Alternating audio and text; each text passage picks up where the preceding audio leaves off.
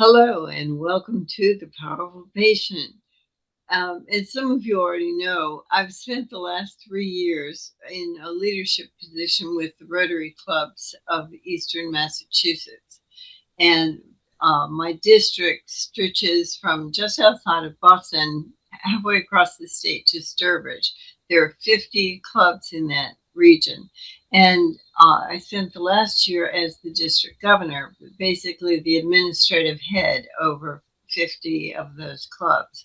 So one of the things I noticed as I visited all these clubs around the state was that there are, in almost every club, there's at least one major accessibility issue going on. And it doesn't keep it from functioning, but it does mean that sometimes not everyone in the room is with the conversation. And how can we improve things like that? One of the major ones that I want to focus on that we really don't talk about very often is hearing. Can everyone in the room hear what's going on? Are they truly in the conversation?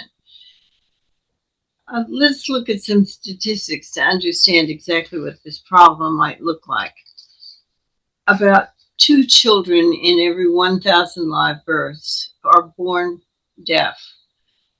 That seems like a very small number, but by the time they get to the end of elementary school, 11 out of 100 children have some significant hearing deficit.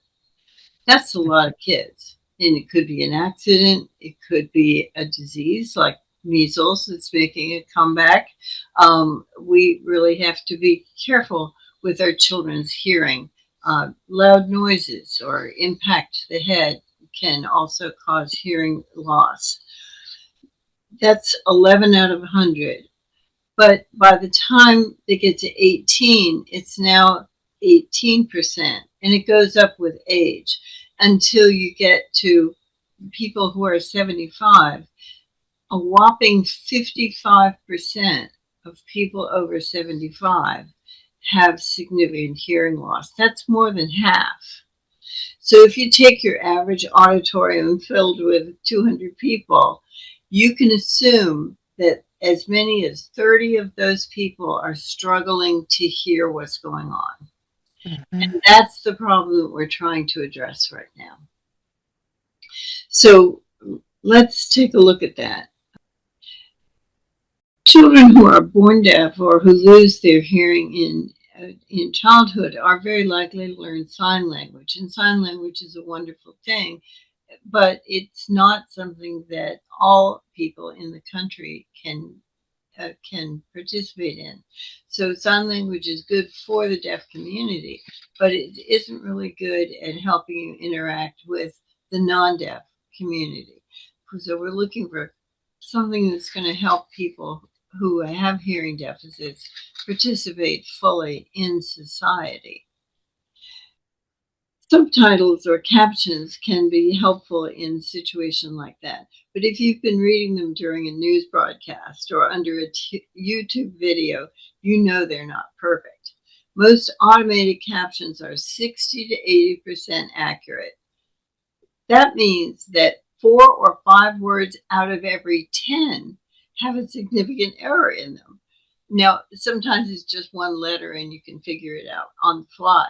But sometimes you're struggling to make sense of it. If it's a place name or a person's name, it can really change the meaning of the entire sentence. So that's the challenge: accuracy and a universality, a way of keeping us all together. We have 2 guests today who are going to talk with us about some significant advances in the technology for understanding speech and for turning it into really understandable, comprehensible text. So let me introduce our 2 guests for you today. We have Margaret Downs. Hi, Margaret. Say hi. Hi. Hi. There. Margaret is the executive director for a company called Premier Visual Voice. Margaret has dedicated her career to breaking down communication barriers. She's legally blind herself, and she's worked with court reporting, captioning, audio description, and other innovative solutions for individuals confronting hearing, vision, or language barriers. She's a certified real-time captioner, which means she types pretty fast and can keep up with the conversation. And Matthew Call. Matthew, say hi. Yes, hello, my name's Matthew. Great. Matthew is the Director of Technology for Premier Visual Voice. He has a younger sister who is deaf. He holds degrees in sociology and in American Sign Language interpreting. He has experience working as a Spanish to English interpreter and is a certified real-time captioner as well. So they're very involved in the communities that they're serving, and we're anxious to hear about the technology advances that they're going to present today. Margaret, would you like to kick it off? Matthew and I, like you mentioned, we have been real-time captioners for 15 years or more. So in providing these services, there are barriers to it. Remote services, especially when we're not on site and we're doing everything over the internet and that kind of thing. So Caption Companion is it's the solution. And Matthew could speak more to the technical part about it. Yeah, Matthew, tell me what is Captioning Companion? Yes, well, the idea stemmed from our own lived experience as remote captioners, like Margaret said. We discovered that when we were trying to connect with the consumer, whether that was a student in a classroom or an employee in a workplace or what have you, they were physically on site, we were remote. And by gosh, like you'd think, after the year 2000, internet's ubiquitous, easy.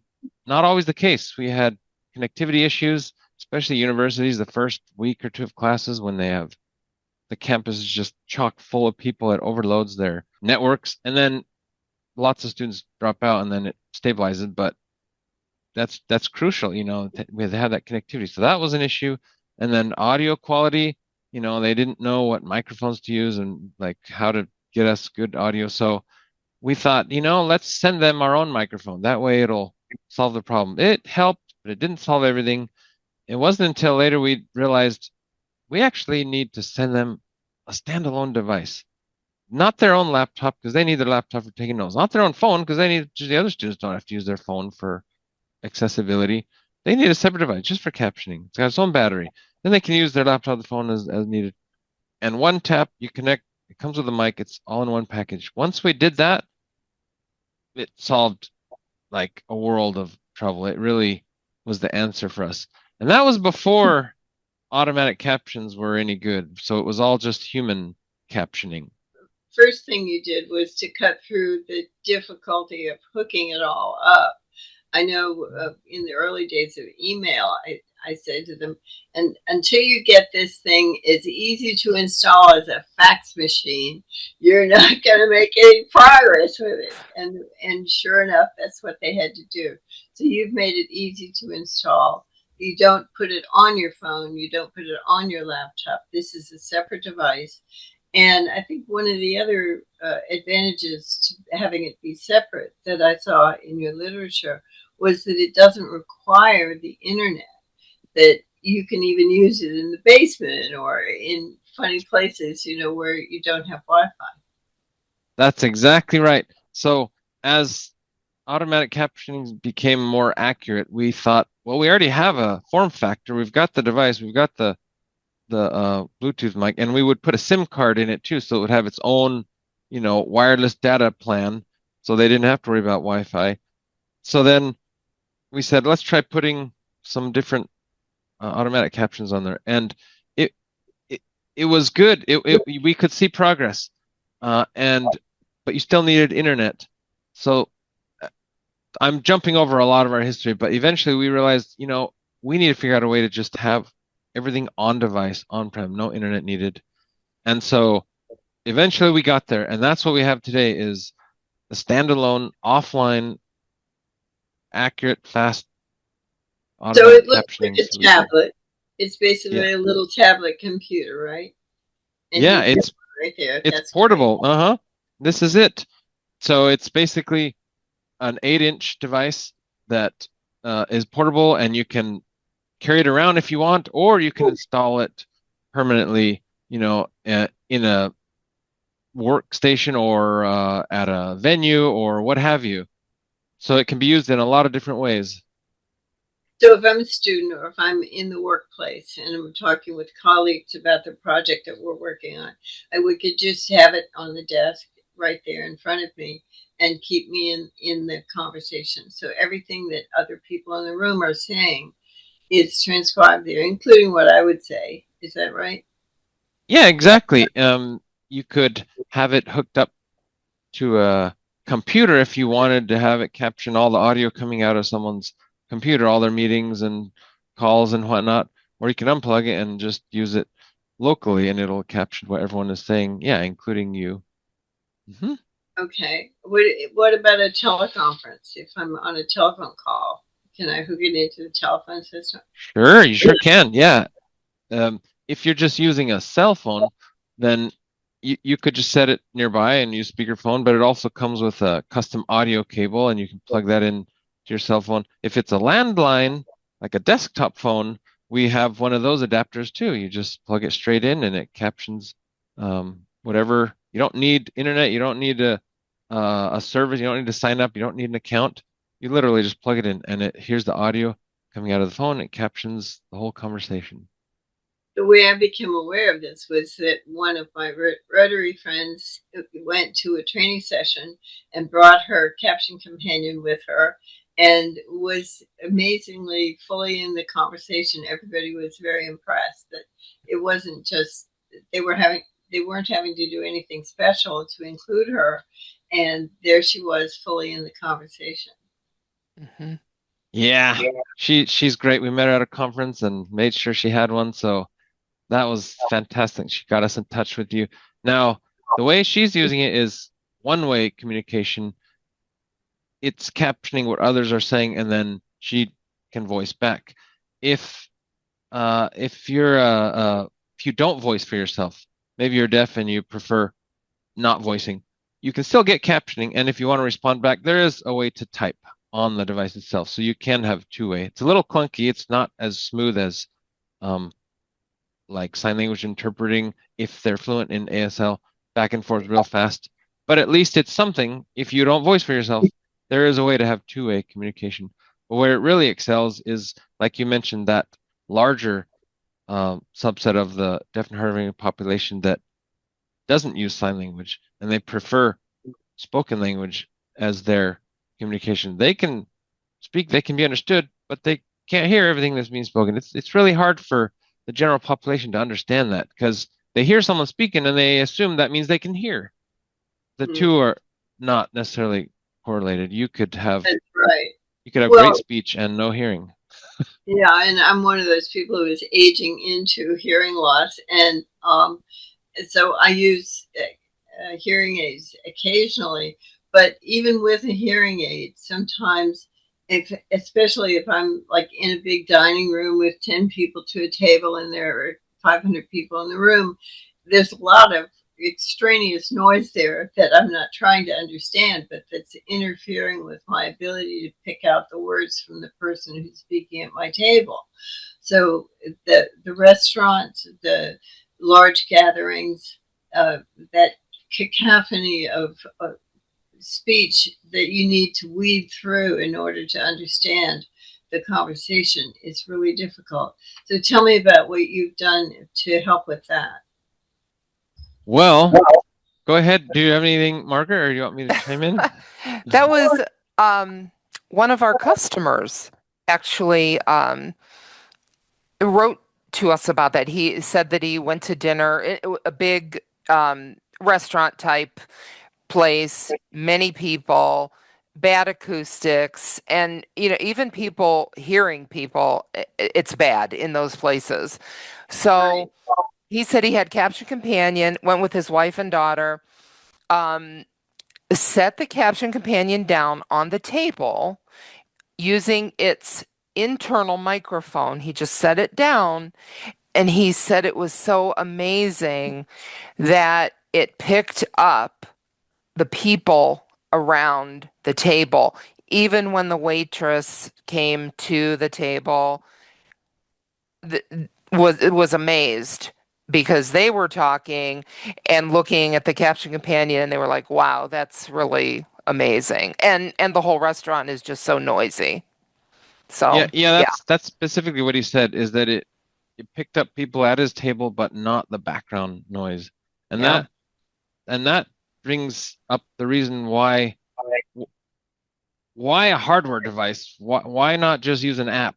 I mean, there's a ton of speech to text apps, so why do I need a separate device just for that? So what makes Caption Companion stand out is the hardware. All all automatic speech recognition is getting better. Even YouTube, all the apps, but they only work if they have really good audio input.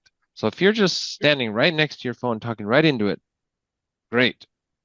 Try putting it a ways off with background noise, your accuracy drops significantly. So Right. we realized that. And so what we did with Caption Companion is make sure it gets as clean and good an audio feed as possible for the speech recognition to then do its job. And that's the way it works is it comes with a wireless Bluetooth smart mic. If you want to have captioning from like across the room, you can like clip this on or set it, by the podium or move it around, or you can even, there's an audio jack on it too. So that's one way to get good audio, but there's also an onboard microphone, and it can kind of tell who's closest, and it will prioritize that, and then it will ignore the background noise.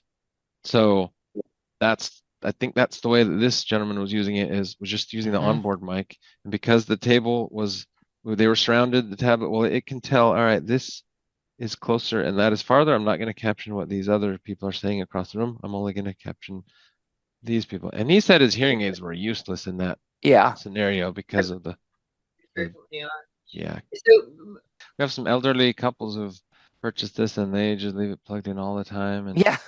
it it helps them communicate at home and with their loved ones. And Yeah, but you we have mentioned, our customers. They like to talk to us. They tell us what they do and how they use it, and it's really cool. so far we've talked about how it supports an individual. What I want to talk about now, please, is how to support a group setting. With all those people who haven't told you that they have hearing loss, and who haven't tried a hearing aid at all. Uh, One of the statistics I came across was that of those people over 70, where 55% of them have significant hearing loss, only 30% of those people have even tried a hearing aid. So there are a lot of people who have not tried hearing aids because they're expensive, because they're difficult to get. One thing and another, that is improving now. They are getting cheaper and more accessible. But still, you've got a lot of folks in that room who are just quietly sitting there nodding their heads in the right direction. And in fact, they're not in the conversation. So, how can we support the group in making sure they're all together? yes, well, open captions are definitely the most accessible way to handle, larger groups like Best, yeah. that. Yeah, I mean, there's research too that Committee for Communication Access in America, they did a large survey and they asked people, okay, of all the different communication access technology, from sign language interpreting to captioning to assistive listening to you name it, loop systems, hearing loops, telecoil, everything. If a public venue were to only have one, let's say they only had one, what would you choose of all these? And there's not a one size fits all solution. If you're ASL user, you may prefer sign language interpreting. If you're Right. savvy with your cochlear implant or your hearing aids, you may prefer telecoil or assistive listening. But if there was only one, guess which one was the most popular answer? Open captioning, because that way it doesn't matter if your battery runs out or you know sign language or not, or you can hear and you can't hear. As long as you can see the screen, you have that amount of access. So I'm turning around here because I have one of our HDMI uh, powered adapter cables plugged into this computer monitor behind me. And what you can do is plug it into a large screen monitor or projector, and you can mirror the Caption Companion to another screen, whether that's a big screen TV or a different projector, or you can actually overlay it onto the presentation screen too. That's a different process.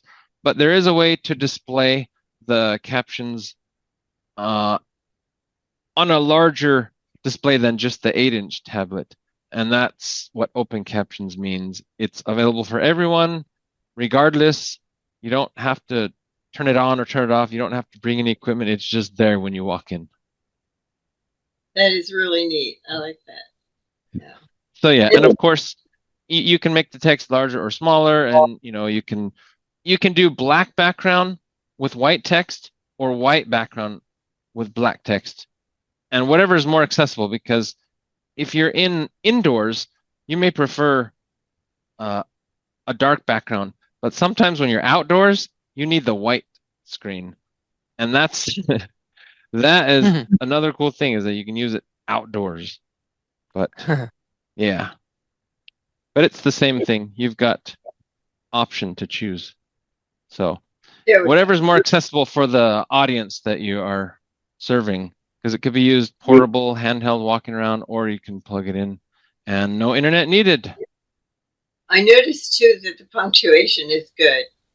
And that's pretty amazing. That's another thing I've noticed with the automated translations is well, you know what? Caption Companion is the first and only ASR product to pass a certification test that we as human captioners pass. Oh, for heaven's sake. Isn't that cool? Yeah. It's cool. Yeah. Because if the comma's in the wrong place, it can also change the meaning of the sentence. Definitely. Yeah, in fact, there's a dirty little secret in the tech industry that there are a lot of different models that can be used to assess the accuracy of captioning. And the secret is they choose whatever model makes them look good. An example is typically the word error rate, the WER model. What that does is it ignores all punctuation, all capitalization, all formatting. You only focus on the words. And if you get 95% of the words right, you're 95% accurate.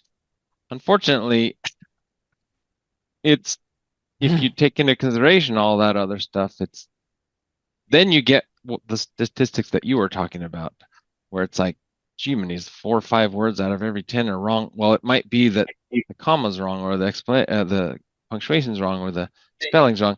So, with Caption Companion, that device was submitted to the Global Alliance for speech-to-text captioning, and they use what's called the NER model, which is much more rigorous. It takes into account everything I just mentioned: punctuation, capitalization, formatting, meaning. It's all based on meaning chunks, because you might get, like, for example, if I say the word can, but it captioned can't, or vice versa, that's the exact opposite of what was spoken. So with the word error rate, that's just considered one little error out of all the rest. But with the NER model, that's considered a heavily weighted error, whereas something else that still conveys the same meaning but doesn't use the verbatim is acceptable. So, and that, why would you have a different metric for humans versus computers? Let's use the same metric to test everything. Then we can do apples to apples and get a real sense of how accurate the captioning is. And so, yeah, the Caption Companion was the first ASR tool to pass the NCSP, the test from the Global Alliance. ASR, automated speech recognition. Yeah, first automatic speech recognition tool product to pass that certification exam that thus far only humans had been able to pass. Right. Yeah. Now, while I'm talking with the two of you, I need to ask one more question. With the advances in AI, is it possible that they will be able to have a little somebody doing ASL in the corner of the screen? It can Can we train a robot to do American Sign Language? It's already happening. It's already happening. Yeah, it's sign language. The language in and of itself is far more difficult to train AI than spoken languages, because it's not just about hand shape and movement. You also have facial expression. That's grammar, grammatical. So there's multiple factors to take into place. So every month I see some university project or some research or somebody, we can now do automatic ASL translation. Oh, this, all that. Every single one of them for the past several decades, they're very limited, very limited. They can only do certain signs that that are based on basically hand shape and movement, but they completely ignore all the other grammar and syntax. Right. But well, the reason I ask is that we do have these large meetings with 500 people, and we thought, we need to make sure they're accessible, so we should have somebody doing ASL translation through 3 days of meetings. Yeah. Number one, that's extremely expensive. Number two, ASL interpreters are not so easy to find, and something like that, they can only work for a couple of hours. If you had a 3-day meeting, how many ASL interpreters would you want to have on hand? Exactly. Yeah, we did a lot. I mean, it depends. You need breaks too. You can't have repetitive motion injury. They need to team. They need to take turns. So yeah, that's a lot of coordinating.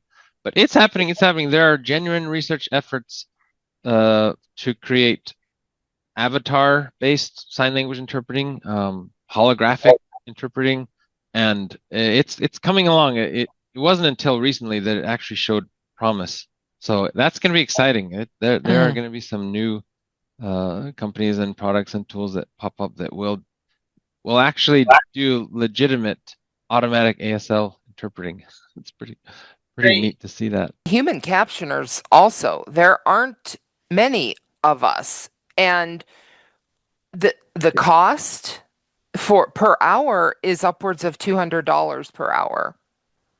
So, I mean, if you think about that, you've got Caption Companion paid for in a day. You know what I mean? So. Oh yeah, yeah, that's right. Yeah, and you use it forever. You could run it 24/7 if you need to. Yeah. Yeah, I know. We have languages and dialects that it can caption. When it comes to translation from one language to another, we do have a solution for that as well. It's not unlimited offline like these languages. There is a per minute charge, but yeah, we do have a solution that can work when you're connected to the web, and you can get it on the tablet so that you get back and forth language translation. Terrific. Well, thank you all so much. Really appreciate your time today to talk about this. I think it's a marvelous advancement, and I look forward to seeing yours evolve in the future and the other things getting added onto it as the technology progresses. This is one of those AI kinds of things that I think are really going to benefit all of us. So, well, thank you, Joyce. You have any last words you want to share with us, Margaret? We just wanted to thank you for this opportunity, and yeah, if there was one thing that we kind of envision for the future is that captioning should be just a part of everything. It should be a part of, say, conferences and events and public venues, and so that people don't have to be singled out and say, oh, well, I need this accommodation for this or that accommodation for that.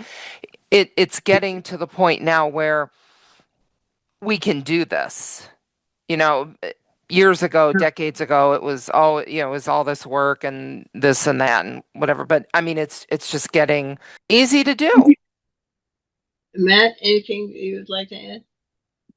No, not necessarily. I think we've said it all. We're just hoping that we can sort of help change the landscape so that communication access just becomes normal.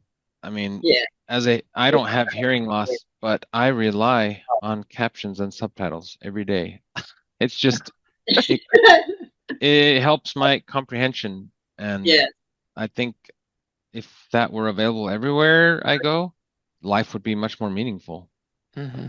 That's an interesting aspect that you brought up. Some people learn better with things Yes. that they hear, other people learn better with things that they read. So having the two available really means that we're making sure that more people are comprehending what's going on. So thank you Definitely. both very much. And I just Thank want to you. say a few words to our listeners here. Be sure if you're in a group setting and you need some help, please speak up. Too many people just sit there and nod in the right direction and hope that nobody will notice that they really are zoning out. We need you in the conversation. We need you to enrich the thinking of this group and make sure that you're there and that your needs are taken care of. You do count. You are not alone. You're just the one who hasn't said anything yet.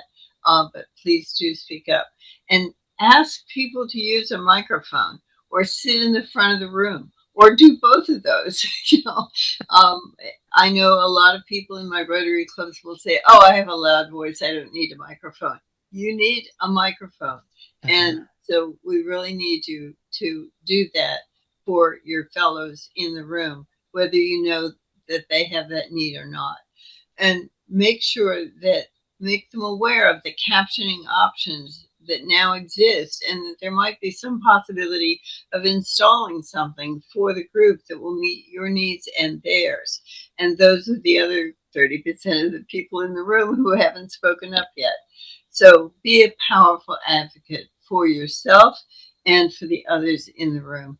Thank you so much, Matthew and Margaret, and thank you everybody for joining us today. And we'll see you next time on The Powerful Patient. Thank you. Bye bye. Thank you.